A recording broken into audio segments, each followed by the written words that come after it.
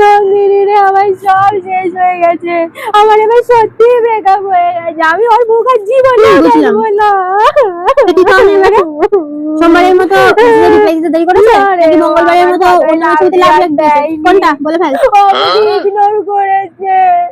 আমি ওই সব এখন বিকেল 4টা বাজে। দেবো। আর তোর গিফট ফেরত দেওয়ার নাটক রাত 8টা পর্যন্ত করবি। তারপর একটা ছোট মেসেজ করবি, বেবি আই এম সরি।